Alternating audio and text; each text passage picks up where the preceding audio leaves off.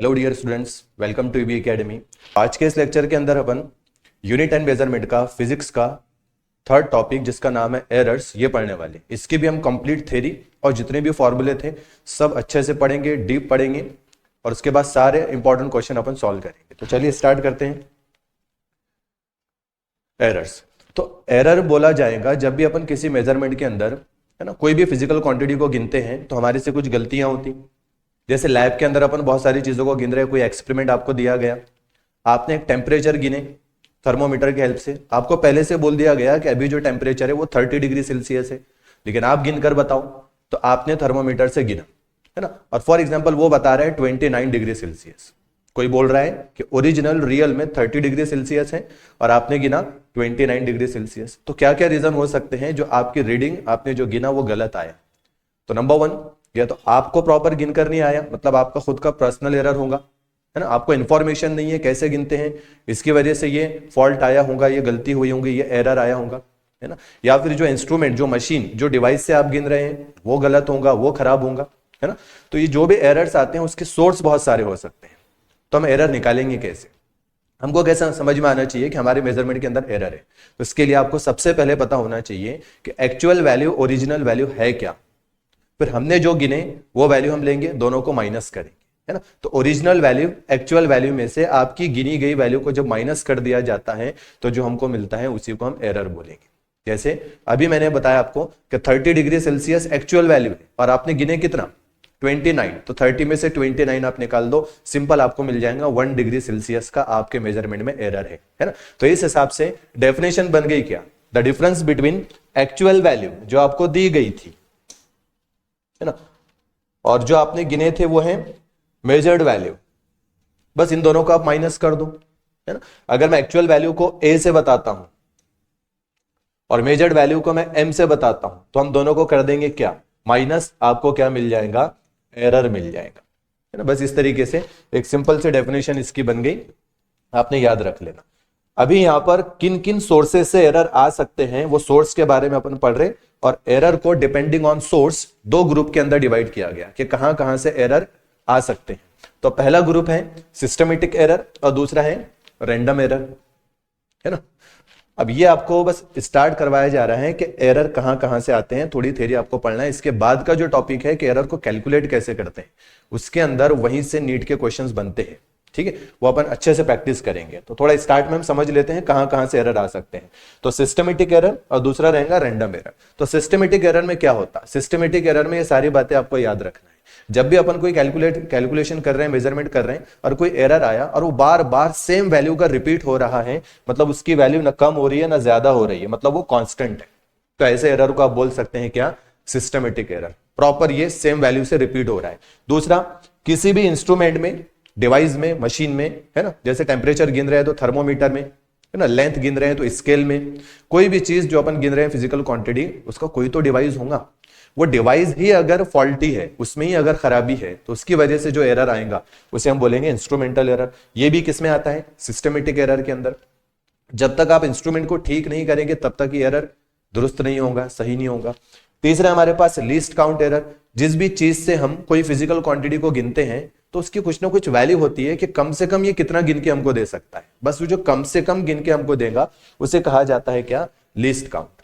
तो कोई बोल रहा है इसका लीस्ट काउंट इतना है लेकिन रियल में उतना नहीं आ रहा है ना, तो इसकी भी गलती हो सकती है, इसमें भी एरर आ सकते हैं। तो बस आपको थोड़ा समझना है, इसके डीप में जाना है नहीं। वैसे लीस्ट काउंट का ये जो टॉपिक है ये अपन पढ़ेंगे मेजरिंग इंस्ट्रूमेंट के अंदर, वहां पे डीप में आपको समझ में आएगा कि लीस्ट काउंट होता क्या है। तो ये लीस्ट काउंट में गलतियां होने की वजह से जो एरर आएंगे वो भी सिस्टमेटिक एरर में आता है। Next, source of this error is known, है ना। जो भी सिस्टमेटिक एरर होंगे इनके सोर्स हमको पता होंगे कि भाई ये आए कहां से, है ना, किसी मशीन में खराबी की वजह से आए, ये हमारी इंफॉर्मेशन में प्रॉब्लम की वजह से आए, जो भी होगा हमको सोर्स इसके पता होंगे, है ना। और can not be minimise by taking number of reading. जब भी हम मेजरमेंट करते हैं तो हमारे से गलती होती है, हम सोचते हैं हम डबल मेजर करके देखते हैं, है ना, फिर गलती हुई तो हम ट्रिपल मेजर करके देखते हैं, मतलब बार बार मेजर करने से ये ठीक होने वाले है ही नहीं, है ना। क्योंकि हो सकता है वो मशीन की गड़बड़ की वजह से आए होंगे और आप सोच रहे हैं कि हमारी गड़बड़ हुई, ऐसा नहीं है, जब तक आप वो मशीन को रिप्लेस नहीं करेंगे, दुरुस्त नहीं करेंगे, ये एरर ठीक नहीं होगा। तो बार बार रीडिंग लेने से ये चीजें ठीक नहीं होती है। तो बस ये पॉइंट आपको याद रखना है, सिस्टमेटिक एरर में बेसिक क्वेश्चन बन जाएंगे। चलो नेक्स्ट है अपने पास रैंडम एरर। रैंडम एरर इसका उलट है ना, यहां पर ये वेरिएबल एरर है, कभी बहुत कम हो जाएगा तो कभी बहुत ज्यादा हो जाएगा, क्योंकि हमको पता ही नहीं है कहां से आया, है ना। तो ऐसे एरर जिनके सोर्स हमको पता नहीं रहते हैं, है ना, ये अननोन सोर्स वाले होंगे, तो वो किस में आएगा, रैंडम, पता नहीं कहां से आ गया, रैंडम कहीं से भी आ जाएगा, ठीक है। और ये ऑब्जर्वेशनल एरर भी हो सकता है, जैसे यहाँ पे इंस्ट्रूमेंटल एरर है, ये ऑब्जर्वेशनल एरर हो सकता है कि हमारे देखने में गड़बड़ हुई होंगी, तो हम उसको प्रॉपर देखो, दोबारा मेजर्ड करो, तो हो सकता वो चीज मिनिमाइज हो जाए, वो एरर मिनिमाइज हो जाए और कम हो जाए। मतलब ये एरर कभी बढ़ सकते हैं, कभी कम हो सकते हैं, तो इनको बोला जाता है वेरिएबल एरर, है ना। ये ऑब्जर्वेशनल एरर की वजह से भी हो सकते हैं, और इनके सोर्स हमको अननोन होते हैं, पता नहीं है कहां से आ गया, एटमॉस्फेरिक चेंजेस की वजह से आ गया, कोई एक्सटर्नल इफेक्ट की वजह से आ गया, या कुछ अंदर ही गड़बड़ है। कैन बी मिनिमाइज, इसको हम मिनिमाइज कर सकते हैं, है ना, क्योंकि वेरिएबल है, कभी कम कभी ज्यादा, है ना। तो बार बार आप रीडिंग्स लेते रहो, एक टाइम ऐसा आएगा कि आपको एक प्रॉपर वैल्यू मिल सकती है, ठीक है। तो ये हो गया हमारा डिपेंडिंग ऑन सोर्स एरर को हम दो ग्रुप के अंदर क्लासिफाइड करेंगे, है ना। अच्छे से आपको नोट करके रखना है, इससे ज्यादा आपको थोड़ा डिटेल में जाना नहीं है। चलो अब आते हैं अपन इंपॉर्टेंट टॉपिक की तरफ, कि जब एरर आ गया तो उसको कैलकुलेट कैसे करना है। तो डिपेंडिंग ऑन कैलकुलेशन एरर की भी टाइप्स होती है। डिपेंडिंग ऑन सोर्स दो ग्रुप है, और अभी मैंने बता दिया डिपेंडिंग ऑन कैलकुलेशन कि हम किस किस टाइप का एरर मैथ्स लगा के, है ना, कैलकुलेट कर रहे हैं। तो अभी हमको जो मिलने वाली है ये बहुत काम की, एक एक का फॉर्मूला आपको याद रखना है। खास बात यह है कि पहला एरर समझा तो दूसरा समझेगा, दूसरा समझ में आया तो तीसरा समझेगा, ऐसे 4 एरर यहां पर है ना। हर एक एरर के बाद ही दूसरा एरर पढ़ा जाएगा, आपने उसको बीच में से पढ़ने की कोशिश मत करना, और लास्ट के जो 2 एरर रहेंगे बस उस पर नीट में क्वेश्चंस ज्यादा देखेंगे। तो स्टार्ट करते हैं अपन एब्सोल्यूट एरर, है ना। एब्सोल्यूट एरर को अपन बताएंगे डेल्टा से, और जो भी आपको ABCD लगाना है, जो भी फिजिकल क्वांटिटी आप लेंगे, है ना, वो ले लेना, तो डेल्टा ए होगा। अभी कोई भी एरर को माइनस करके लाया जाता है तो सबसे बेसिक एरर है एब्सोल्यूट एरर। ये क्या है, ये डिफरेंस है, मतलब माइनस लेना पड़ेगा आपको, है ना, किसका, मीन वैल्यू का और मेजर्ड वैल्यू का। अब डेफिनेशन से तो कुछ समझ में आने वाला है नहीं आपको, अगर आप पहली बार पढ़ रहे तो। अब लेते हैं अपन, मान लेते हैं हमने कोई फिजिकल क्वांटिटी को गिना, टेम्परेचर हो सकता है, कुछ भी हो सकता है। पहली बार गिना A1 आया, दूसरी बार गिना A2 आया, तीसरी बार गिना A3 आया, है ना। ऐसे हमने बहुत सारे रीडिंग्स गिने, वो क्या आया, AN। और किसी ने हमको इसकी ओरिजिनल वैल्यू नहीं दिया कि भी ओरिजिनल वैल्यू है क्या। तो सबसे पहले ओरिजिनल वैल्यू अगर आपको निकालना है तो इन सब का क्या निकाल लो, आप एवरेज निकाल लो। इन एवरेज को ही माना गया क्या, ओरिजिनल वैल्यू। ये सबसे पहला इंपॉर्टेंट पॉइंट हमारे पास है। कितनी रीडिंग्स हैं, 1 2 3 4, पता नहीं कितनी है, n है ना। 10 रीडिंग होंगी तो यहाँ पे 10 से डिवाइड कर देना, n रीडिंग्स होंगी तो जितनी भी होंगी उतने से आपने डिवाइड कर देना। ये क्या मिला हमको, ये अभी एवरेज मिला, ये मीन मिला, है ना। ये एरर नहीं है। एरर निकालने के लिए आपको ओरिजिनल वैल्यू पता होना चाहिए, है ना। जब ओरिजिनल वैल्यू पता नहीं होती है तो सारी वैल्यूज जो हमने गिने उसका हम एवरेज निकालते हैं, एवरेज को मीन बोलते हैं, और इसी को एक्चुअल वैल्यू माना गया। बस इसी को आपको क्या मानना है, एक्चुअल वैल्यू या ओरिजिनल वैल्यू मानना है, ठीक है। अब इसको लेकर ही हमारी एक एक मेजर की गई वैल्यू का माइनस करेंगे और एरर निकालेंगे। हो सकता है जब हमने इसको गिने तो इसमें भी एरर हो, इसको गिने तो इसमें भी एरर हो, जितनी भी रीडिंग्स है सबके अंदर एरर। तो हर एक रीडिंग के अंदर जो हम एरर निकालेंगे उसी को बोला जाएगा एब्सोल्यूट एरर। कैसा निकालेंगे, तो अभी हमने डेफिनेशन में पढ़े कि डिफरेंस होता है एरर किसका, एक्चुअल वैल्यू का और मेजर्ड वैल्यू का। अब एक्चुअल वैल्यू हमने किसको मान लिए, है ना, मीन को। तो सबसे पहले लेंगे हम क्या, ये मीन, और इसमें से माइनस करेंगे हमारी पहली वैल्यू A1, तो हमको मिल जाएगा पहला एरर, और इसको बोला जाएगा क्या, फर्स्ट एब्सोल्यूट एरर। बस ये डिफरेंस करके लाया गया, तो डिफरेंस है तो डेल्टा लगा देना, यहां पे एक सिंबल है डेल्टा। A1 एरर है, A1 मेजर्ड वैल्यू है, और AM इन सब की मीन वैल्यू है जिसको ओरिजिनल वैल्यू माना जा रहा है, ठीक है। चलो अब हमारे पास तो बहुत सारी रीडिंग है, तो ये AM, इसमें से हमने दूसरी वैल्यू निकाले तो इसको नाम दिए क्या, डेल्टा A2। ऐसे ही जितनी भी रीडिंग्स हमारी पास थी उन सबको हमने माइनस किए, किसमें से, हमारी ओरिजिनल वैल्यू में से, है ना। तो हमको एरर्स मिले। ये सारे एरर्स को क्या बोला जाता है, इन्हीं सभी एरर्स को बोला जाता है क्या, एब्सोल्यूट एरर्स, है ना। ये याद रखना है आपको, एब्सोल्यूट एरर। बस हो गया, जितनी रीडिंग्स होंगी उतने एब्सोल्यूट एरर निकाल लेना। चलिए एरर नंबर 2 हमारे पास है, यहां पे ध्यान देना है मीन वैल्यू को ही अगर नहीं दी गई तो मीन वैल्यू आपने निकालना और उसको ही ओरिजिनल वैल्यू मानना। चलो नेक्स्ट है अपना मीन एब्सोल्यूट एरर। मीन का मतलब एवरेज है यहां पर, सिंपल। अभी हमने कितने एब्सोल्यूट एरर निकाल लिए, 1 2 और ऐसे बहुत सारे करके n हमने निकाल लिए।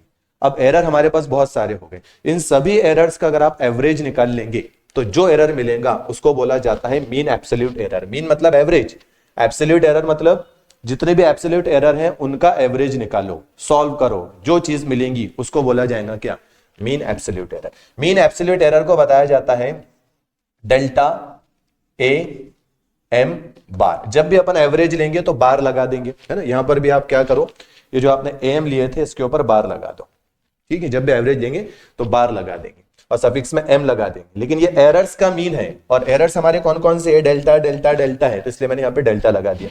फॉर्मूला याद रखना है। चलो तो पहला एब्सोल्यूट एरर हमारे पास क्या है, डेल्टा ए1। दूसरा एब्सोल्यूट एरर हमारे पास क्या है, डेल्टा ए2। ऐसे हमारे पास बहुत सारे एब्सोल्यूट एरर्स हैं, इन सब का हमको क्या निकालना है, एवरेज निकालना है। तो एवरेज निकालने के लिए sum of all the errors divided by number of all the errors, है ना। इससे हमको मिल जाएगा क्या, ये सिंबल में यहाँ पे मैं लगा देता हूं, डेल्टा ए एम बार, है ना। तो ये मिल गया हमारे को मीन एब्सोल्यूट एरर। बस जिस दिन हमको सब वैल्यू देंगी तो हमको ये सॉल्व करना पड़ेगा। तो मीन एब्सोल्यूट एरर निकालने के लिए आपको सारे एब्सोल्यूट एरर पता होना चाहिए, और एब्सोल्यूट एरर कैसे निकालते हैं ये तरीका है। चलो ये हो गया हमारा, तो एरर 2 हो गए, एक एब्सोल्यूट एरर और उन सबका मीन निकाल लिए तो मीन एब्सोल्यूट एरर। चलिए बढ़ते हैं पर। अभी क्वेश्चन सॉल्व नहीं होंगे जब तक हमारे पास एरर्स का पूरा डेटा नहीं आ जाता है, आप क्वेश्चन सॉल्व नहीं कर सकते। प्रॉपर जिस सीक्वेंस से मैं आपको पढ़ा रहा हूं सीक्वेंस से याद रखना है। रिलेटिव एरर, है ना, ये दो चीजों का रेशो है ना। न्यूमरेटर में कोई चीज रहेगी और डिनोमिनेटर में कोई चीज रहेगी। जब हम दोनों को डिवाइड करेंगे तो हमको एक एरर मिलेगा। बस रेशो से याद रखना, रिलेटिव भी आर से, रेशो भी आर से, ऐसा अपने याद रखना। ये रेशो निकाला जाता है, ठीक है इसमें। अब रिलेटिव एरर क्या होगा, तो ये रेशो है किसका, एब्सोल्यूट एरर का, जो अभी हमने निकाले am माइनस a1, है ना। तो उसमें से कोई भी एक एरर लो, है ना, और उसकी मेजर्ड वैल्यू का। तो मेजर्ड वैल्यू a1 थी और उसके अंदर का एरर डेल्टा a1 था, है ना। बस इन दो चीजों को आप डिवाइड कर दो, है ना। कैसा, तो रिलेटिव एरर, तो रिलेटिव एरर का यहां पर कोई सिंबल नहीं है, डायरेक्ट याद रखना है आपको, रिलेटिव, है ना, एरर बहुत इंपॉर्टेंट है, यही नीट में आते हैं, है ना। रिलेटिव एरर क्या होता है, तो सबसे पहले आप एब्सोल्यूट एरर ले लो, है ना। एब्सोल्यूट एरर मतलब डेल्टा ए, बी होगा तो डेल्टा बी। ये किसका है, तो ये ए के अंदर का है ना। A1 होगा तो A1, A2 होगा तो A2 लगा देना, है ना। अभी अपन नंबर ऑफ नहीं निकाल रहे हैं, कोई भी एक एब्सोल्यूट एरर निकाल रहे हैं। हर एक रीडिंग के अंदर हर टाइप के एरर निकाले जा सकते हैं, ठीक है। तो हम जिस बार जो निकाल रहे हैं वो रिलेटिव एरर है। अब रिलेटिव एरर देखो, ये मैंने किसी एक इंडिविजुअल वैल्यू का रिलेटिव एरर निकाला। जैसे मेरे पास कोई एक मेजर्ड वैल्यू थी a और उसका एब्सोल्यूट एरर था डेल्टा है, तो एब्सोल्यूट एरर को उसकी गिनी गई वैल्यू से, मेजर्ड वैल्यू से आप डिवाइड करेंगे, है ना। एब्सोल्यूट एरर को उसकी मेजर्ड वैल्यू से जब डिवाइड करेंगे तो हमको एक रेशियो मिलेगा, इससे जो एरर मिलता है उसको रिलेटिव एरर बोला जाता है। अब दूसरी चीज और करके एक चीज और समझ लो, अगर मैं यहां पर मीन एब्सोल्यूट एरर ले रहा हूं, मीन एब्सोल्यूट एरर, है ना, तो यहां पर आपको मीन वैल्यू ले लेना है बस, है ना। ये सारे एरर्स का ये मीन है, तो आपको सारी मेजर्ड वैल्यू का मीन यहां पर लेना पड़ेगा। खत्म हो गया, ये भी क्या है ना, एब्सोल्यूट एरर। तो एक एक वैल्यू का भी एब्सोल्यूट एरर निकाला जा सकता, एक एक रीडिंग का भी एब्सोल्यूट एरर निकाला जा सकता, और उन सबका मीन लेकर भी आप एब्सोल्यूट एरर निकाल सकते। चलिए ये very important. Next percentage error. जैसे आप ये एरर निकाल लेंगे, है ना, रिलेटिव एरर जो भी आएगा उसको आपने 100 से मल्टीप्लाई कर देना, वो परसेंटेज में कन्वर्ट हो जाता है ना। रिलेटिव एरर, इसको मल्टीप्लाई करना है किससे, 100 से, तो आपको क्या मिलेगा, परसेंटेज एरर। बहुत ही काम का यही क्वेश्चन आपको पूछे जाते हैं, परसेंटेज एरर निकालो। तो परसेंटेज एरर क्या होगा, कुछ भी नहीं है, बहुत सिंपल है ना। रिलेटिव एरर आपके पास होगा, है ना, रिलेटिव एरर, और इसको आपने मल्टीप्लाई कर देना है किससे, 100 से मल्टीप्लाई कर देना, तो ये किसमें कन्वर्ट हो जाएगा, परसेंटेज। तो बहुत सिंपल है। परसेंटेज एरर निकालने के लिए रिलेटिव एरर पता होना चाहिए। रिलेटिव एरर निकालने के लिए आपको एब्सोल्यूट एरर, और जिसका ये एब्सोल्यूट एरर है उसकी आपको रीडिंग पता होना चाहिए, मेजर्ड वैल्यू पता होना चाहिए, है ना। तो ये खत्म हो गया, है ना। ये अगर आपको अच्छे से समझ में आ गया तो आगे तो बहुत सिंपल है। अब टाइप्स ऑफ एरर नहीं आने वाले हैं, बस आगे का जो हमारा टॉपिक है कि बहुत सारे वैल्यू को हम जोड़ते हैं घटाते हैं, मल्टीप्लाई करते हैं, डिवाइड करते हैं, तो पूरे कैलकुलेशन का एरर कैसा निकाला जाएगा। तो बस ये 4 एरर हमारे पास थे। पहला एब्सोल्यूट एरर कैसा निकाला जाता, मेजर्ड वैल्यू एक्चुअल वैल्यू में से मेजर्ड वैल्यू हम माइनस कर देंगे, जितनी रीडिंग्स होंगी उतने एब्सोल्यूट एरर्स आएंगे। सारे एब्सोल्यूट एरर का अपन क्या निकाल लेंगे, एवरेज, तो हमको मीन एब्सोल्यूट एरर मिल जाएगा। ठीक है, चलो नेक्स्ट। कोई भी एब्सोल्यूट एरर को उसकी वैल्यू से, उसकी गिनी गई वैल्यू से जब हम डिवाइड करते हैं तो हमको रिलेटिव एरर मिल जाता है। रिलेटिव एरर को 100 से मल्टीप्लाई कर देते हैं तो परसेंटेज एरर मिल जाता है ना। 5 मिनट के अंदर, 2 मिनट के अंदर ये चीज रिवाइज हो जाती, फॉर्मूले कुछ हार्ड नहीं है। चलो अब क्वेश्चन की तरफ बढ़ने से पहले अब हम एरर निकालते हैं। टोटल एरर हमको निकालना है किसके अंदर, एडिशन। 2 वैल्यू 3 वैल्यू अगर हम गिन रहे हैं और उनको ऐड करना है, पहली वैल्यू के अंदर भी, पहली रीडिंग के अंदर भी एरर है, दूसरी रीडिंग के अंदर भी एरर है, हमको जरूरत पड़ रही है उनको जोड़ने की क्योंकि हमको कोई तीसरी चीज निकालना है, तो वो जोड़ने के बाद जो मिलेगा उसमें भी तो एरर रहेगा, घटाने के बाद जो मिलेगा उसमें भी एरर रहेगा, उन दो को अगर मल्टीप्लाई करने की जरूरत पड़ रही है तो उसमें भी एरर होगा, है ना, डिवाइड करने की जरूरत पड़ रही है तो उसमें भी एरर होगा। तो पहले हम 2 चीजों को पढ़ रहे हैं, error in addition and subtraction. मान लेते हैं हमारे पास 2 वैल्यू है, एक है ए जिनको हमने गिना, उसके अंदर का एब्सोल्यूट एरर जब हमने निकाले, है ना, ये हमको दिया गया, तो वो क्या है, डेल्टा है। दूसरी वैल्यू हमारे पास थी बी, इसके अंदर का जो एब्सोल्यूट एरर है वो क्या है, डेल्टा बी। ठीक है, अब हमको बोला इन दोनों को जोड़ो और जोड़ने के बाद जो मिला उसमें कितना एरर है, मतलब एडिशन के अंदर का एरर निकालना है। तो कुछ भी नहीं करना है आपको, है ना, जो एरर होंगे उनको जोड़ देना है, delta A plus delta B, और इन दोनों का एडिशन करना है, तो यहां पर एडिशन। अब निकालना कौन सा एरर है, हमको निकालना है परसेंटेज एरर, क्योंकि यही पूछे जाते हैं। परसेंटेज एरर से पहले निकालना पड़ता है रिलेटिव एरर। रिलेटिव एरर क्या होता है, एब्सोल्यूट एरर को गिनी गई वैल्यू से डिवाइड करना। तो ये हमारे पास ए का एब्सोल्यूट एरर प्लस बी का एब्सोल्यूट एरर, एडिशन करना है, तो हमने क्या कर दी यहां पर एडिशन, और इन दोनों को जो वैल्यू मेजर्ड थी उसको हमने ऐड करके यहां पे डिवाइड कर दी। ठीक है, अब इसको मल्टीप्लाई कर देना है आपको किससे, 100 से, तो ये कन्वर्ट हो जाएगा किसमें, परसेंटेज। ये हो गया टोटल एरर इन एडिशन।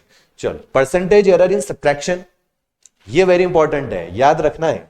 इसके अंदर का एरर क्या है, डेल्टा ए, है ना, एब्सोल्यूट एरर। इसके अंदर का एरर क्या है, डेल्टा बी, है ना। टोटल एरर कितना होगा, इसमें ए में भी गलती है, बी में भी गलती है ना, तो ए माइनस बी जो भी कैलकुलेशन करेंगे उसमें पूरा एरर कितना होगा, तो वो delta A plus delta B होगा।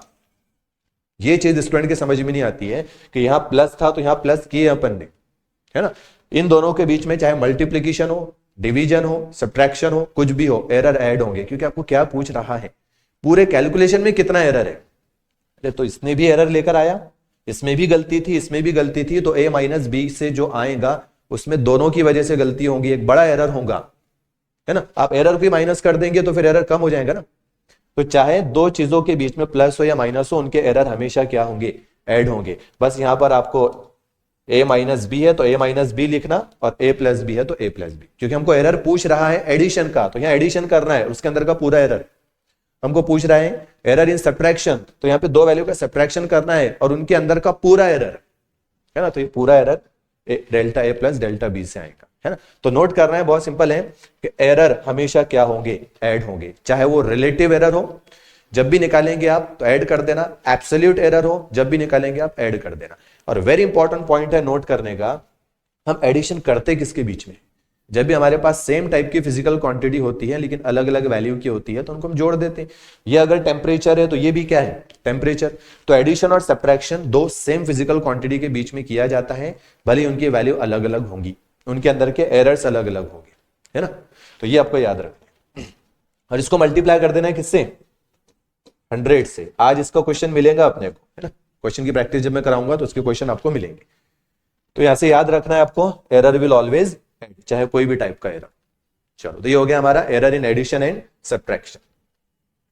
अब नेक्स्ट अपन निकाल रहे हैं कि error in multiplication and division, है ना। ये पेयर में चलना, एडिशन और सब्ट्रैक्शन के रूल एक जैसे हैं, है ना, मल्टीप्लीकेशन और डिवीजन के रूल एक जैसे हैं। मान लेते हैं हमारे पास 2 वैल्यू है ना, इसके अंदर का एब्सोल्यूट एरर डेल्टा ए है, अब आपको फटाफट समझ में आ जाना चाहिए, और ये हमारे पास डेल्टा बी है ना। हम इन दोनों को बोल रहे हैं कि मल्टीप्लाई करने के बाद मल्टीप्लीकेशन का पूरा एरर निकालो, ए के अंदर का डेल्टा ए एरर है, बी के अंदर का डेल्टा बी है, दोनों को हमको मल्टीप्लाई करना है और मल्टीप्लाई करने के बाद जो आएगा उसके अंदर का पूरा परसेंटेज एरर निकालना है ना।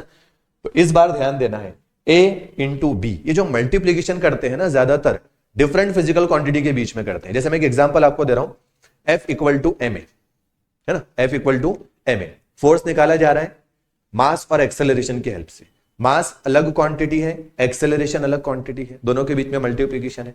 तो ज्यादातर ऐसा ही होता है कि जो मल्टीप्लीकेशन होता है, डिवीजन होता है, ये दो डिफरेंट क्वांटिटी के बीच में होता है ना। तो मान लेते हैं ए अलग फिजिकल क्वांटिटी है, बी अलग फिजिकल क्वांटिटी है, और इनको मल्टीप्लाई करने के बाद उनके पूरे मल्टीप्लीकेशन में कितना एरर है वो हमको निकालना है। तो कैसे निकालेंगे?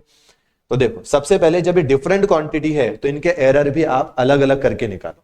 तो ए के अंदर का एरर हमको परसेंटेज निकालना है ना, तो उससे पहले हम रिलेटिव निकाल लेते हैं, 100 से मल्टीप्लाई कर देंगे। तो ए के अंदर का relative error delta A bye ए, अभी पढ़े अपन ने है ना, डेल्टा ए बाय।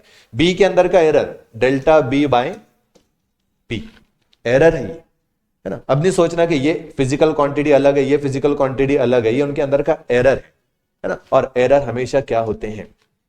ऐड होते हैं। हो गया हमारा एरर, ये रिलेटिव एरर हो गया। बस परसेंटेज से मल्टीप्लाई करने के लिए ब्रैकेट लगाकर आप या तो एक एक को मल्टीप्लाई करो या ब्रैकेट लगाकर आप पूरे ब्रैकेट को मल्टीप्लाई करो, 100 से खत्म हो गया है ना। ये हो गया एरर इन मल्टीप्लीकेशन। चलो नेक्स्ट, एरर इन डिवीजन। फिर इसके अंदर का एरर डेल्टा ए है, इसके अंदर का एरर डेल्टा बी है, ये दोनों भी डिफरेंट फिजिकल क्वांटिटी है, दोनों के बीच में डिवीजन है। ठीक है, तो आपने निकालना पहले का एरर, दूसरे का एरर है ना। चाहे बीच में मल्टीप्लीकेशन हो, डिवीजन हो, एरर हमेशा क्या होते हैं? पूरे कैलकुलेशन के अंदर का पूरा एरर कितना है वो पूछ रहा है ना। तो पूरा एरर कितना हो गया? पूरे के लिए हमको ऐड ही करना पड़ेगा ना। तो ये हो गया हमारा बी, ये होगा रिलेटिव एरर। इसको आप मल्टीप्लाई कर दो 100 से, तो ये कन्वर्ट हो गया किसमें? Percentage error. फिर मैं यहां पर आपको नोट लिखा कर दे देता हूं, वेरी इंपॉर्टेंट, चाहे एब्सोल्यूट एरर हो वो भी ऐड होंगे है ना, रिलेटिव एरर हो एक एक के वो भी ऐड होंगे। तो आप मल्टीप्लीकेशन और डिवीजन जब भी आएगा दो क्वांटिटी के बीच में, दोनों के रिलेटिव एरर अलग अलग निकाल के जोड़ देना है। लेकिन एडिशन और सब्ट्रैक्शन के अंदर है ना, जैसे मैंने यहां पर बताया आपको, एडिशन और सब्ट्रैक्शन ये सेम फिजिकल क्वांटिटी है, तो दोनों को जोड़ने का बोला तो जोड़ देना, दोनों को घटाने के लिए बोला तो घटा देना है ना। और इनके अंदर का पूरा एरर एक साथ निकाला जाएगा, चाहे एडिशन हो तब भी प्लस है ना, सब्ट्रैक्शन हो तब भी प्लस। तो ये हो गया relative error in addition, relative error in subtraction multiplied by 100, तो परसेंटेज एरर है ना। ये हो गया अपना एरर इन मल्टीप्लिकेशन और एरर इन डिवीजन। इस पर तो बहुत ही ज्यादा क्वेश्चन है, आपको आज खुद समझ में आ जाएगी। चलो, ये हो गया हमारा कैलकुलेशन के अंदर कैसे निकाले जाते हैं। ये टाइप्स ऑफ एरर नहीं है, ये तरीका बताया जा रहा है आपको कि किन किन टाइप से आप कैलकुलेशन करेंगे एरर्स निकालने के लिए। एरर इन पावर है ना, ये भी क्वेश्चन में बहुत हेल्प करेगा। एरर इन पावर मतलब कि कोई हमारे पास टर्म है, जैसे हमने ए गिने है ना, ए के अंदर का हमने क्या बोले अभी? एब्सोल्यूट एरर डेल्टा ए है, बी के अंदर का एब्सोल्यूट एरर डेल्टा बी है। अब आपको बोल रहे हैं कि अभी हम एक ऐसी क्वांटिटी बना रहे हैं जिसमें ए का पावर m है और b का पावर n है ना, बीच में मल्टीप्लीकेशन। ऐसे ही यहां पर a का पावर m है और b का पावर n है और बीच में क्या है? डिवीजन। तो कुछ नई चीज नहीं है, सिंपल सी बात है। परसेंटेज एरर निकालना है, बीच में मल्टीप्लीकेशन है, तो हम ए के अंदर का सबसे पहले क्या निकाल लेते हैं? Absolute error delta A bye ए। फिर क्या रहेगा? प्लस। एरर हमेशा ऐड होते हैं, ये एरर है, मेरे पॉइंट याद रखो, एरर हमेशा क्या होते हैं? ऐड होते हैं। और ये क्या निकाले हमने? डेल्टा बी बाय बी है ना। तो थोड़ा सा मैं इसको इधर लिख देता हूं, इस बार इनको नोटिस करना है ना अपने को, एम और एन का क्या करना है। तो डेल्टा बी बाय बी, फिर हम इसको किससे मल्टीप्लाई कर देंगे? 100 से मल्टीप्लाई कर देंगे, मिल जाएगा। लेकिन एम एन का क्या करना है? इस बार एम एन ज्यादा है ना, तो कुछ नहीं है, ए के ऊपर जो पावर होंगी उसके अंदर का अपने एरर निकालना और पावर से मल्टीप्लाई कर देना, खत्म है ना। यहां पर अभी जो हमने निकाले थे इससे पहले है ना, ए इंटू बी, इसके ऊपर पावर 1 था, इसके ऊपर पावर 1 था, इसलिए यहां पर 1 और यहां पे 1 आया था, ऐसा समझ लो आप। उसके अलावा जो भी पावर होंगे आपने वो पावर लगा देना। तो ए के अंदर का absolute error delta A bye ए, तो पावर एरर से मल्टीप्लाई हो जाती है ना। तो यहां का पावर क्या है? n, तो पावर एरर से मल्टीप्लाई हो जाती है। मल्टीप्लीकेशन होगा चाहे डिवीजन होगा, बीच में प्लस आएगा, तो ये भी तो वही आने वाला है, delta A bye A plus में डेल्टा बी बाय बी। ए का पावर जो भी होगा वो लगा देना, बी का पावर जो भी होगा वो लगा देना। अब खास बात यह है कि जब भी पावर में अगर माइनस होंगी तो वो माइनस यूज मत करना, मैं यहां पर आपको नोट करके लिखा देता हूं। है ना, प्लस होंगी तो कोई टेंशन नहीं, लेकिन जब भी माइनस होंगी, if the power is negative, है ना, तो don't use negative sign in calculation of error, है ना। तो आपको पावर में साइन यूज नहीं करना है, कोई फर्क नहीं पड़ेगा, ये रूल याद रखना। तो इसको मल्टीप्लाई कर देंगे अपन किससे, 100 से, ये कन्वर्ट हो जाएगा। तो ये हो गया अपना कि कोई भी टर्म के ऊपर अगर पावर है माइनस में या प्लस में, तो माइनस को इग्नोर करते हुए वो वाली पावर को उसके अंदर के रिलेटिव एरर से आपने मल्टीप्लाई कर देना, बाद में मल्टीप्लाइड बाय 100 है, परसेंटेज एरर आपको मिल जाएगा। ये था हमारा एरर। और कुछ है आगे, फिर डायरेक्ट हमारा क्वेश्चन। तो एक बार अगर आपके पास ये नोट्स अगर नहीं लिखी हुई है तो एक बार अभी पूरा कंप्लीट लिख लो, पूरा इसको एनालाइज करो, इसको समझो। फॉर्मूले ज्यादा नहीं है, एक चीज पर से दूसरी चीज याद हो जाती है। और इंपॉर्टेंट टॉपिक अगर मैं बोलूं तो यहां पर है रिलेटिव एरर, और उसके बाद उसको 100 से मल्टीप्लाई करके परसेंटेज एरर, और मल्टीप्लीकेशन और डिवीजन का, और एरर इन पावर के पावर रहा तो कैसा एरर निकालना, ये सारी चीजें आप अच्छे से समझ लो। अब देखो क्वेश्चन कितनी जल्दी जल्दी हमारे सॉल्व होते हैं। तो पहला एक एक्सपेरिमेंट है, बस एरर में इतना ही पढ़ना है, फिर अब क्वेश्चन है। एक एक्सपेरिमेंट है जिसमें कोई तो भी ऑसिलेशन हो रहा है, आगे आएगा टॉपिक, अगर आप 11th वाले हैं तो आपको ऑसिलेशन वगैरह के बारे में ज्यादा पता नहीं होगा। ऑसिलेशन है जिसमें कोई तो भी चीज हम गिन रहे हैं, है ना, सिंपल पेंडुलम वगैरह ऑसिलेट कर रहा है, उसका हम टाइम गिन रहे हैं, पीरियोडिक टाइम गिन रहे हैं। पहला जो हमको टाइम मिला वो है क्या, 2.63 सेकेंड।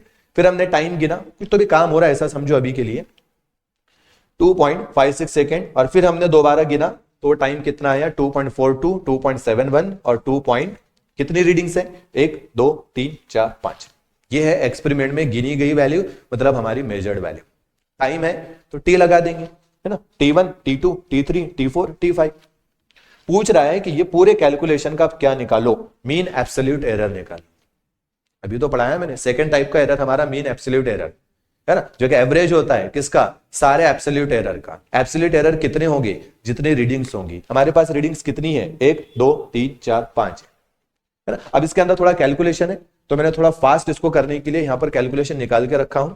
सबसे पहले हम एवरेज वैल्यू निकालेंगे, ओरिजिनल वैल्यू निकालना पड़ता है। ओरिजिनल वैल्यू किसको बोला जाता है, मीन वैल्यू को, एवरेज वैल्यू को। फिर उसमें से एक एक वैल्यू घटाकर हम क्या निकालेंगे, एब्सोल्यूट एरर। जितने भी एब्सोल्यूट एरर मिलेंगे उन सबका क्या निकालेंगे अपन, मीन निकाल लेंगे, बस चेक कर लेंगे, वही हमको पूछा है, मीन एब्सोल्यूट एरर। चलो, तो एवरेज वैल्यू कैसे निकालेंगे, तो इन सबको मैं ऐड करता हूं, 5 है तो 5 से डिवाइड करता हूं, आपने पूरा ऐड करना, डिवाइडेड बाय 5 करना, ये 2.62 आ जाएगा। अब 2.62 है क्या, ये हमारी है ओरिजिनल वैल्यू या फिर एक्चुअल वैल्यू, याद रखना है, एक्चुअल वैल्यू। सिंबल कुछ भी ले सकते हैं, टाइम है तो टी लेकर चलेंगे। चलो, अब एक एक वैल्यू में से 2.62 में से हम घटाएंगे, है ना। बस कोशिश ये करेंगे कि बड़ी वैल्यू में से छोटी वैल्यू घटना चाहिए, बड़ी वैल्यू में से छोटी वैल्यू घटना चाहिए। चलो, तो पहला एब्सोल्यूट एरर मैंने निकाला डेल्टा T1, दूसरा delta T2, delta T3, T4 T5, ऐसे 5 है तो 5 एब्सोल्यूट एरर निकल जाएंगे, फिर इनका हम एवरेज ले लेंगे। तो बस ध्यान रखना है बड़ी वैल्यू में से छोटी वैल्यू, तो 2.62 है ना, और ये हमारे पास 2.63, बस दोनों को माइनस कर दो।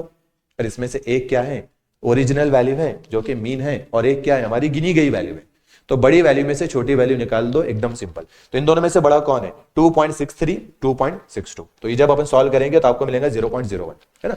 फिर ये ओरिजिनल वैल्यू, ये मेजर्ड वैल्यू, इन दोनों को माइनस करो। रूल क्या है, बड़ा माइनस छोटा, तो 2.62 2.65, ये 2.62 2.65, ऐसे आप इनमें से एक एक को उठाना, है ना। अगर ये बड़ा है तो इसमें से माइनस कर देना, मतलब इनमें से एक एक का आपको सब्ट्रैक्शन लेना है। तो ये माइनस करने के बाद जो एरर मिलेंगे, ये सारे एरर कौन से होंगे, ये सब के सब एब्सोल्यूट एरर्स है। हमको क्या पूछा, हमको पूछा मीन एब्सोल्यूट एरर, तो इन सबका एवरेज ले लो, है ना। तो एवरेज कैसा लेंगे, तो मैं यहां पर लगा देता हूं डेल्टा T बार, और यहां पर लगा देते हैं अपन M। तो delta T1 plus delta T2 plus, है ना, delta T3 plus delta T4 plus delta T5 divided by 5, ये सारे एब्सोल्यूट एरर है। हम एब्सोल्यूट एरर का मीन ले रहे हैं, इसका मतलब हमको मिल गया मीन एब्सोल्यूट एरर। तो सबको आप जब वैल्यूज पुट करेंगे, ये सारी वैल्यूज जब आप पुट करेंगे तो आंसर आएगा 0.54 डिवाइडेड बाय 5। इसकी जो एग्जैक्ट वैल्यू आती है 0.108 आती है। कैलकुलेशन सिंपल है, बस टाइम बचाने के लिए मैंने यहां पर प्रिंट करवा दिया, ठीक है। अब ये तो ऐसा ऑप्शन हमारा मैच नहीं हो रहा है, लेकिन ये अप्रॉक्सीमेट किसके बराबर आता है, 0.108 0.11, तो ये हमारा आंसर है, मीन एब्सोल्यूट एरर खत्म, ठीक है। अब इसी को अगर आपको परसेंटेज में कन्वर्ट करना है तो आप परसेंटेज में भी कन्वर्ट कर सकते हैं, रिलेटिव एरर निकाल के फिर परसेंटेज एरर भी निकाल सकते हैं, कहानी खत्म। चलो, तो ये पूछा हुआ क्वेश्चन है।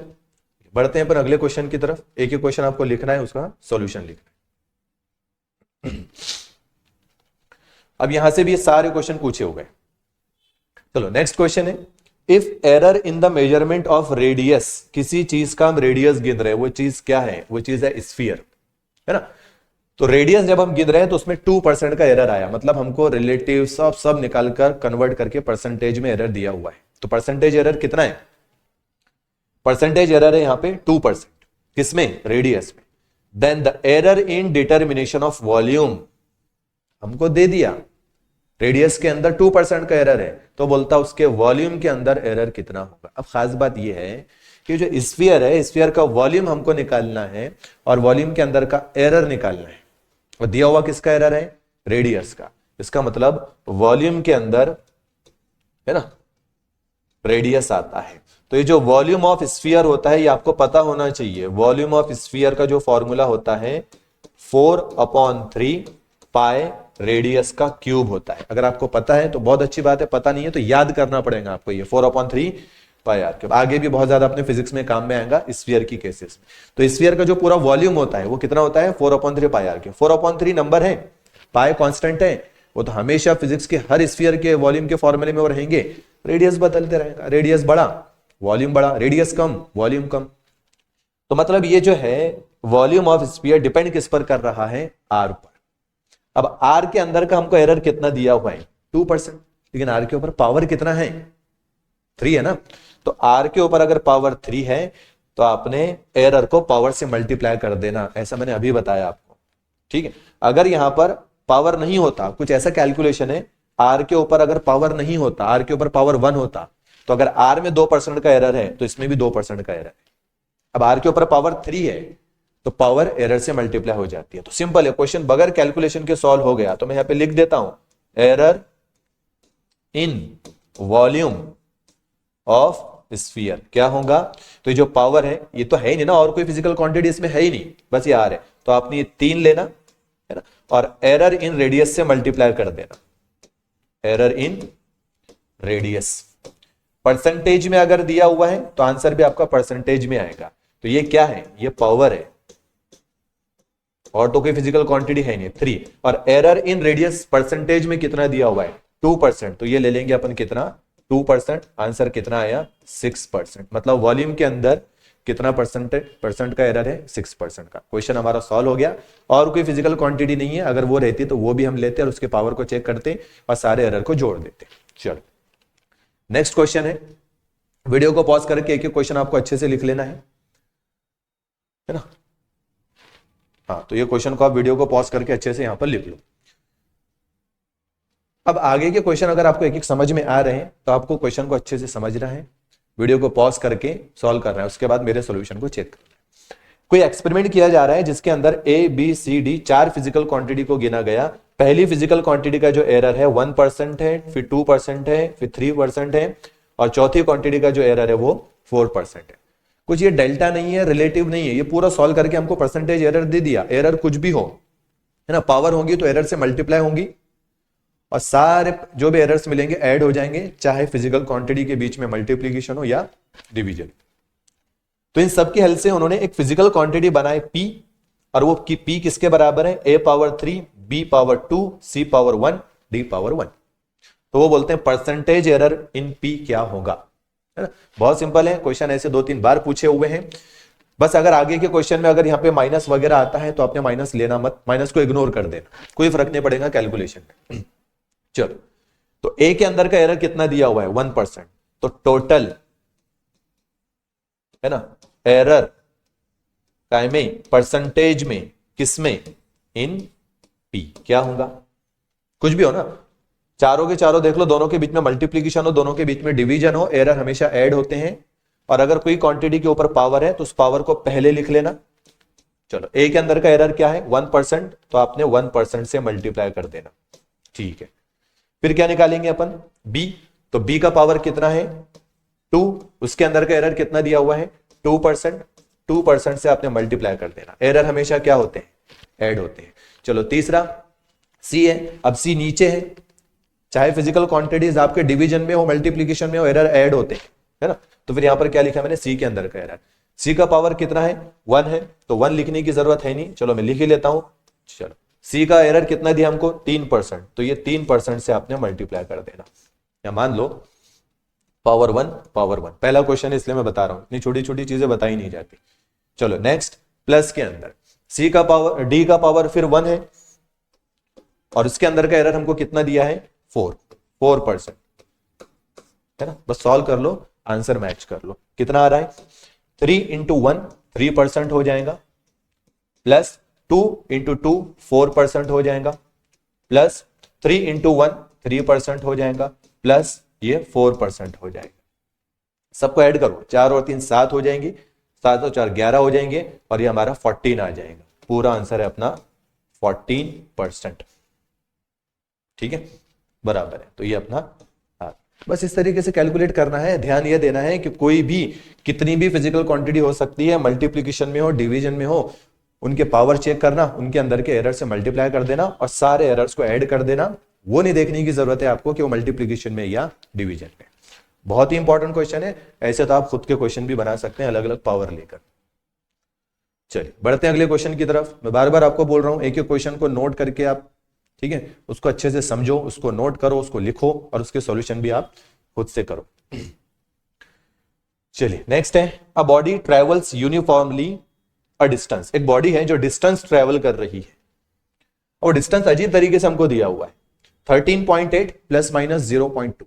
जब भी एरर्स के क्वेश्चन में ऐसे हमको कोई फिजिकल क्वांटिटी दी जाएगी तो समझ जाना ये डिस्टेंस है ना, तो डिस्टेंस का मैं यहां पर लिख देता हूं क्या, डी। ठीक है, चलो डिस्टेंस डी बराबर कितना दिया हुआ है, 13.8। इसको और अच्छे से एक बार अपन ऐसा लिख लेते हैं, सिंबल बाद में यूज करेंगे। डिस्टेंस दिया हुआ है 13.8 और प्लस माइनस में हमको कितना दिया हुआ है, 0.2। तो डिस्टेंस बोला तो इसको डी मान लेना आपने, है ना, और इसको मान लेना डेल्टा डी। प्लस माइनस बोलने का मतलब है 13.8 कोई बोल रहा है, लेकिन जब हम गिन रहे हैं तो 13.8 से थोड़ा सा ज्यादा, मतलब प्लस 0.2 या थोड़ा सा कम आ सकता है। तो ये जो थोड़ा सा ज्यादा और थोड़ा सा कम है, ये हमारी जो हम गिन रहे हैं उसके अंदर गलती है, तो ये एरर है। ठीक है, तो ये एब्सोल्यूट एरर दिया जाता है। तो डिस्टेंस के अंदर का एब्सोल्यूट एरर डेल्टा डी, और जो पहली वाली वैल्यू होगी ये हमारी मेजर्ड वैल्यू, ये उसके अंदर का एरर। प्लस माइनस से हमको अभी कुछ लेन देन नहीं। चलो ये हो गया डिस्टेंस। दूसरा, जब हमने टाइम गिने, है ना कुछ गिन रहे होंगे तो पहले डिस्टेंस गिने बाद में टाइम। तो टाइम कितना दिया हुआ है, तो टाइम हमको दिया हुआ है 4.0, मतलब 4 प्लस 0.3, है ना, सेकेंड। तो यहां पर सेकेंड है, ये मीटर है, और ये क्या है, सेकेंड है। ये हो गया हमारा मीटर और ये हो गया, है ना, सेकेंड। याद रखना ये। अब कैसे करना, ये तो गिने। अब हमको क्या निकालना है, वेलोसिटी निकालना है, स्पीड निकालना है, या फिर वेलोसिटी निकालना है विथ एरर लिमिट। तो ये जो हमको 4 ऑप्शन दिए गए, इसमें भी एक ब्रैकेट है जिसमें पहली जो वैल्यू है वो किसकी है, वेलोसिटी की है, और जो दूसरी है वो किसकी है, उसके अंदर का एरर है ना। ये वेलोसिटी, ये उसके अंदर का एरर। मतलब हमको पूछ रहा है v plus minus delta we, v plus minus delta we, मतलब हमको निकालना है v plus minus delta we, ये हमको निकालना है। अब फॉर्मूला क्या है, तो सबसे पहले हम निकालते हैं v निकालना है, तो v तो सिंपल है, वो तो वैल्यू है, कोई एरर नहीं है। तो वेलोसिटी होता है क्या, डिस्प्लेसमेंट अपॉन में टाइम, डिस्प्लेसमेंट अपॉन में टाइम। अब डिस्प्लेसमेंट थोड़ी देर के लिए हमको यहां पर डिस्टेंस बोलकर दिया है, तो डिस्टेंस कितना है, तो ये लेंगे ना अपन 13, एरर बाद में निकालते, डेल्टा वी बाद में निकालेंगे, अभी वी निकाल रहे हैं ना। तो डिस्टेंस कितना है, डी है, डी कितना दिया हमको 13.8, और टाइम ये टी है, ये टी है, और इसके प्लस माइनस में जो होता है वो डेल्टा टी है। तो ये डेल्टा डेल्टा वाले एरर है, और ये जो बगैर डेल्टा वाले हैं ये हमारी मेजर्ड वैल्यू है। तो अभी तो हमको स्पीड निकालना है, हमको v निकालना है, तो हम यहां से ये d और t ले लेंगे। तो डिस्टेंस अपॉन टाइम, और टाइम कितना है 4। जब इसको हम सॉल्व करते हैं तो आंसर 3.45 के करीब आता है, और ऑप्शन के अंदर अप्रोक्सीमेट 3.5 दिया हुआ है मीटर पर सेकेंड, है ना। तो हमको ये ब्रैकेट का v मिल गया, अभी डेल्टा v निकालना है। तो इसमें 3.5 वाले कौन से, ये तो हमारा ये तो गलत हो गया, ये गलत हो गया, इन दोनों में से कोई आंसर है 3.5, 3.5, बस हमको डेल्टा v निकालना है। अभी आपने एरर को ऐड मत कर देना डायरेक्टली, क्योंकि ये फिजिकल क्वांटिटी अलग है ना। फिजिकल क्वांटिटी के अंदर है ना, ये है डिस्प्लेसमेंट, ये है टाइम, दोनों का रेशियो है। तो जब भी इनके आपको डेल्टा वी निकालना है तो कैसे निकालेंगे? अगर सेम फिजिकल क्वांटिटी होती है, अगर ये और ये सेम होते, तो डायरेक्ट मैं इन दोनों को जो भी करने के लिए बोलता वो कर लेते और इनके एरर को हम ऐड कर लेते। लेकिन यहां पर अभी ये दोनों फिजिकल क्वांटिटी अलग अलग है, तो हमको इसके अलग अलग एब्सोल्यूट एरर निकालना पड़ेगा। अब कैसा? तो फिर से मैं लिखता हूं, है ना, v इक्वल टू, है ना, d बाय टी। वेलोसिटी बोले तो डिस्प्लेसमेंट अपॉन टाइम, स्पीड बोल रहे हैं तो डिस्टेंस अपॉन टाइम, बात एक ही है। अभी हमको डेल्टा वी निकालना है, तो मैं इसके अंदर का रिलेटिव एरर निकालता। तो रिलेटिव एरर इन v क्या हो जाएगा? Delta v by V. इसके अंदर का रिलेटिव एरर क्या हो जाएगा? Delta d by D. और इसके अंदर का रिलेटिव एरर क्या हो जाएगा? Delta t by T. अब हमने रिलेटिव एरर निकाल दिया क्योंकि दोनों डिवीजन में है। इसके अंदर का रिलेटिव एरर ये है, इसके अंदर का रिलेटिव एरर ये है, इसके अंदर का रिलेटिव एरर है। चाहे दो क्वांटिटी मल्टीप्लाई हो, डिवाइड हो, उनके रिलेटिव एरर क्या होंगे? ऐड होंगे। मैं भी परसेंटेज का कोई सवाल नहीं कर रहा है, तो मैं इसको 100 से मल्टीप्लाई नहीं करता हूं। देखते हैं। चलो, यहां से डेल्टा वी तो निकालना है, और वी कितना आया? 3.5 आया, अभी निकाले अपन ने। डेल्टा डी कितना है? 0.2 है ना, और डी कितना है? 13.8 है। प्लस डेल्टा टी कितना है? देख लो, ये हमारा डी है, ये डेल्टा डी है, ये टी है, ये डेल्टा टी है। तो डेल्टा टी कितना दिया हुआ है? डेल्टा टी दिया हुआ हमारा 0.3, और टी कितना दिया हुआ है? 4.0, मतलब 4। तो ये हो गया हमारा। अब यहां से हमको क्या निकालना है? डेल्टा वी, है ना। तो 0.2 डिवाइडेड बाय, यहां से आप पॉइंट को कट कर सकते हैं, है ना। ये पॉइंट इधर चला जाएगा, ये पॉइंट इधर चला जाएगा, तो ये बन जाएगा 2 डिवाइडेड बाय 138 प्लस में, है ना। जब ये पॉइंट इधर जाएगा तो यहां 0 लग जाएगा, तो ये बन गया अपना 40। ये कैलकुलेशन है, ठीक है। और ये 3.5 जाएगा, इससे मल्टीप्लाई हो जाएगा। जब इसको आप पूरा सॉल्व करेंगे तो हमको डेल्टा वी मिलेगा, है ना। और डेल्टा वी आता है 0.31, आगे भी कुछ आएगा, और इसको अप्रॉक्सीमेट आपके कैलकुलेशन के अंदर 0.3 माना गया, 0.3 माना। ऐसा कैलकुलेशन आपको करना है। अब देख लो कौन सा आंसर है अपना? बी आंसर है, जिसमें से ये वी है जो यहां पर निकाले अपन ने, ठीक है, और ये क्या है? डेल्टा वी है ना, जो अभी अभी अपन ने निकाला। तो इस तरीके से सॉल्व करना है। अब पता नहीं कौन सी दो वैल्यू को गिनकर बताएंगा और आपको क्या पूछेगा। तो स्पीड बोला तो हमको मालूम है डिस्टेंस अपॉन टाइम होता है। बाद में दो जो भी फिजिकल क्वांटिटी होंगी उनके बेसिक फॉर्मूले पर ये क्वेश्चन पूछे जाएंगे, तो वो फॉर्मूला आपने बना लेना। दोनों फिजिकल क्वांटिटी अलग अलग है, तो दोनों के रिलेटिव एरर अलग अलग निकाल के उसके हेल्प से आपने डेल्टा निकाल लेना। क्वेश्चन हमारा सॉल्व। दोबारा अच्छे से रिवाइज करके आप क्वेश्चन को देखो। चलिए नेक्स्ट है, ये क्वेश्चन डायरेक्ट सॉल्व होने वाला है। दो रेजिस्टर है, एक है ये, जिनको गिने। अब इतना तो समझ में आ गया होगा, ये R1 है और ये डेल्टा R1 है, ये R2 है, ये डेल्टा R2 है। पहला भी रेजिस्टेंस, दूसरा भी रेजिस्टेंस। वो बोल रहे दो रेजिस्टेंस को जब हम सीरीज में जोड़ेंगे, क्लास 12th में करंट इलेक्ट्रिसिटी का एक चैप्टर है जिसमें दो रेजिस्टेंस ऐसे अगर आएंगे तो वहां पे आपको बताया जाएगा, दो रेजिस्टेंस को जब हम सीरीज में जोड़ते हैं, एक का रेजिस्टेंस R1 है, दूसरे का R2 है, तो टोटल रेजिस्टेंस जो बनता है वो R1 प्लस R2 बनता है। चलो ये चीज सबसे पहले नोट करना है कि हमको सीरीज बोलकर R1 और R2 को क्या करना है? ऐड करना है। बाद में और पैरेलल वगैरह भी रहते हैं, वो तो हमको बोला नहीं है। तो मतलब R1 और R2 का ऐड करना है। तो क्या R1 और R2 सेम है? सेम है, दोनों का ऐड करना है, सिंपल है। तो उनकी वैल्यूज को भी ऐड कर दो और उनके एरर्स को भी ऐड कर दो, खत्म, क्वेश्चन सॉर्ट। तो ये इसके अंदर का एरर, तो error in R1 plus R2 combine क्या होगा? तो इनकी वैल्यूज 500, 300 प्लस 500, तो ये हो जाएगा अपना कितना? 800 ओहम। प्लस माइनस है तो प्लस माइनस, एरर को भी डायरेक्ट ऐड कर दो क्योंकि सेम फिजिकल क्वांटिटी है।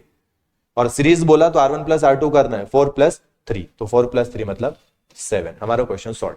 800 प्लस माइनस 7, तो एडिशन सब्ट्रैक्शन होगा, तो कोई टेंशन नहीं है। अगर उसने R1 माइनस R2 बोला तो यहाँ पे आपने R1 माइनस R2 कर देना, 300 माइनस 500, लेकिन एरर हमेशा क्या होंगे? एरर ऐड होंगे, ठीक है। चलो नेक्स्ट है, a student measured the distance traversed in free fall of a body. एक बॉडी है, मोशन इन 1D में आपको बताया जाएगा एक टॉपिक, एक बॉडी है जो ऊपर से नीचे गिर रही है, पहले हमारे हाथ में थी, मतलब इसकी इनिशियल वेलोसिटी 0 है, जैसे हम इसको छोड़ेंगे तो ये ऊपर से नीचे की तरफ आएगा, डिस्टेंस कवर करेगा और इसकी स्पीड धीरे धीरे बढ़ने लगेगी, इसको बोलते हैं फ्री फॉल, ऐसा आपने 10th में पढ़े होंगे। इनिशियली एट रेस्ट है तो इसका यू क्या है, 0 है, इनिशियल वेलोसिटी क्या है, 0 है, थोड़ा सा मोशन इन 1D से कनेक्ट किया है ना। और ये आपके 10th में भी छोटा सा एक टॉपिक था ग्रेविटेशन के लास्ट में, फ्री फॉल, तो वहां से अपन फॉर्मूला उठा लेंगे। He uses this data to estimate, है ना, the acceleration due to gravity, मतलब ये सारा जो हमको डेटा दिया हुआ है इससे हमको क्या निकालना है, एक्सेलरेशन ड्यू टू ग्रेविटी, मतलब स्मॉल g का फॉर्मूला बनाना है।